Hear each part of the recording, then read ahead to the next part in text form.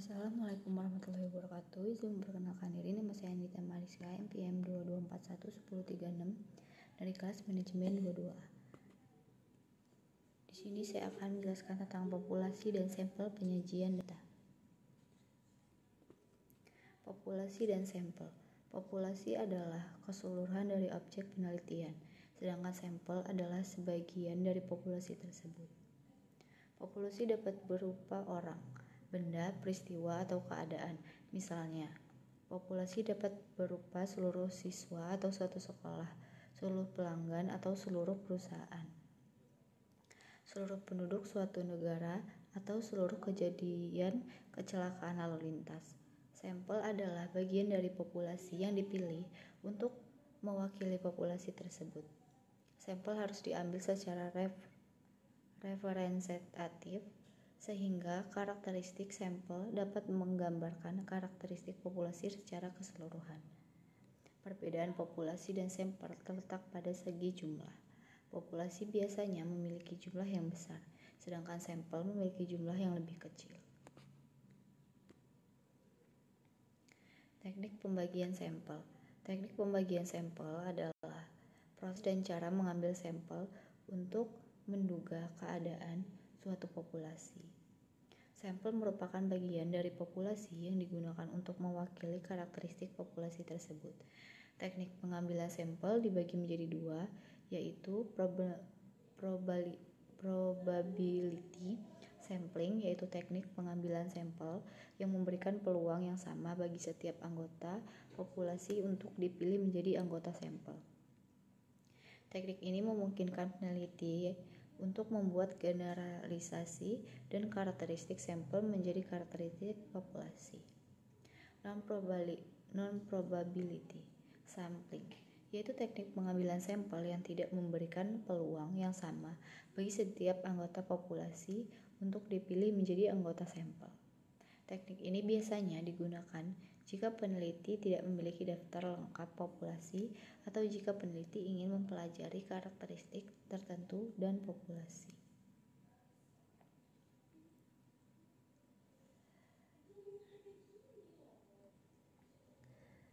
Berikut adalah beberapa contoh teknik pengambilan sampel probability. Template random sampling, yaitu teknik pengambilan sampel secara acak tanpa memperhatikan karakteristik anggota populasi. Teknik ini dilakukan dengan menggunakan tabel, rangka random atau undian. Prospective sampling, yaitu teknik pengambilan sampel secara acak dan setiap anggota populasi yang berjarak sama. Stratified sampling, yaitu teknik pengambilan sampel yang membagi populasi menjadi beberapa strata kelompok berdasarkan karakteristik tertentu, kemudian mengambil sampel secara acak dari setiap strata. Cluster sampling, yaitu teknik pengambilan sampel yang membagi populasi menjadi beberapa kelompok cluster, kemudian mengambil sampel berupa cluster secara acak. Berikut adalah beberapa contoh teknik pengambilan sampel non-probability. Judgmental sampling, yaitu teknik pengambilan sampel yang dilakukan berdasarkan pertimbangan peneliti. Convenience sampling, yaitu teknik pengambilan sampel yang dilakukan dengan mengambil anggota populasi yang mudah dijangkau. Quota sampling, yaitu teknik pengambilan sampel yang dilakukan dengan menetapkan jumlah anggota populasi terdiri dari setiap kelompok karakteristik. Snowball sampling, yaitu teknik pengambilan sampel yang dimulai dari satu anggota populasi. Kemudian peneliti memiliki anggota populasi tersebut untuk merekomendasikan anggota populasi lainnya. Cara menentukan ukuran sampel. Ukuran sampel adalah jumlah unit pengamatan yang diambil dari populasi untuk mewakili populasi tersebut. Ukuran sampel yang tepat akan menentukan seberapa akurat hasil peneliti. Ada beberapa faktor yang perlu diperhatikan dalam membentuk ukuran sampel, yaitu ukuran populasi. Semakin besar ukuran populasi, maka semakin besar pula ukuran sampel yang diperlukan. Tingkat kepercayaan. Tingkat kepercayaan adalah tingkat keyakinan peneliti bahwa hasil penelitian akan sesuai dengan keadaan populasi. Margin of error. Margin of error adalah batas kesalahan yang masih dapat diterima dalam penelitian. Jenis penelitian. Jenis penelitian juga dapat mempengaruhi ukuran sampel yang diperlukan. Variasi. Variasi adalah tingkat perbedaan antara unit pengamatan dan populasi.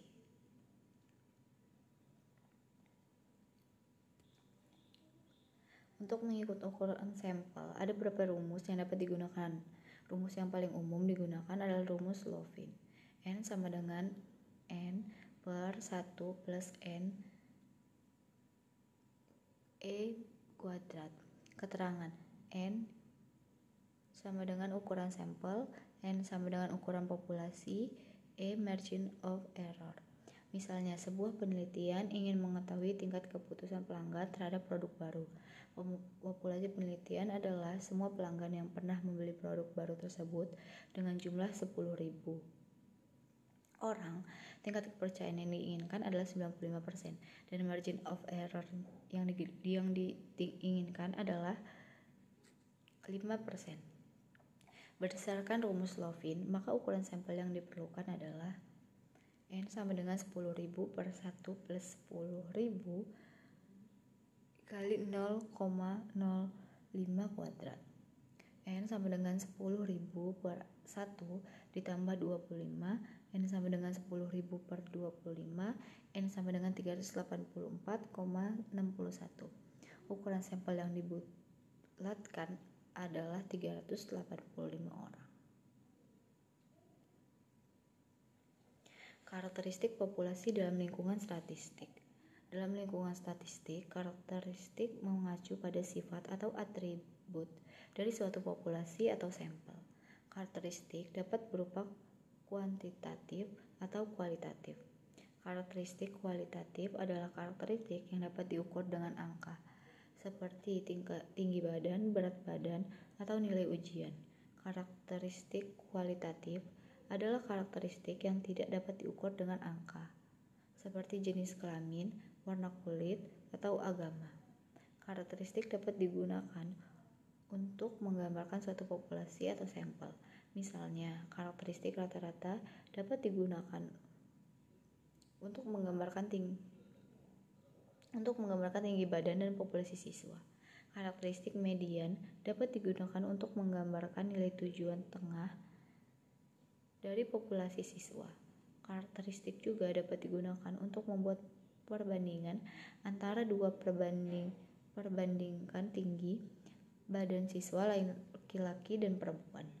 Ada beberapa jenis karakteristik yang umum digunakan dalam statistik, antara lain mean, rata-rata adalah jumlah dari semua nilai data dibagi dengan jumlah data tersebut. Median adalah nilai tengah dari data yang diurutkan dari terkecil ke terbesar. Median adalah nilai yang paling sering muncul dalam data.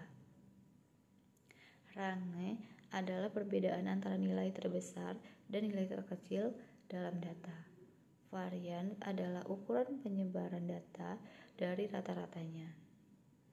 Standard deviation adalah akar kuadrat dari varian.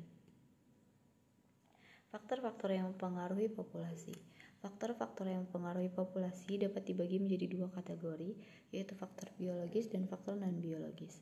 Faktor biologis adalah faktor-faktor yang berasal dari dalam populasi itu sendiri, yaitu natalitas, yaitu jumlah kelahiran dalam suatu populasi dalam jangka waktu tertentu. Mortalitas, yaitu jumlah kematian dalam suatu populasi dalam jangka waktu tertentu. Migrasi, yaitu perpindahan penduduk dari satu tempat ke tempat lain. Faktor non-biologis adalah faktor-faktor yang berasal dari luar populasi itu sendiri, yaitu lingkungan, meliputi ketersediaan sumber daya alam seperti makanan, air, dan tempat tinggal. Teknologi, yaitu dapat meningkatkan produktivitas dan kesejahteraan masyarakat. Kebijakan pemerintah seperti kebijakan kependudukan dan pembangunan. Definisi penyajian data. Penyajian data adalah kegiatan untuk menampilkan atau memaparkan data yang didapatkan secara visual. Tujuannya adalah agar data tersebut lebih mudah dipahami dan dianalisis oleh orang lain. Penyajian data dapat dilakukan dalam berbagai bentuk seperti tabel, diagram, grafik, dan peta. Secara umum, penyajian data dapat didefinisikan sebagai berikut. Penyajian data adalah proses mempresentasikan data dalam bentuk yang lebih mudah dipahami dan dianalisis. Penyajian data bertujuan untuk memudahkan orang lain memahami data yang disajikan. Penyajian data dapat dilakukan dalam berbagai bentuk seperti tabel, diagram, grafik, dan peta. Dalam penelitian, penyajian data merupakan salah satu langkah penting dalam proses penyajian. Penyajian data yang baik dapat membantu peneliti untuk menganalisis data dan menarik kesimpulan yang valid. Terima kasih, saya akhiri. Wassalamualaikum warahmatullahi wabarakatuh.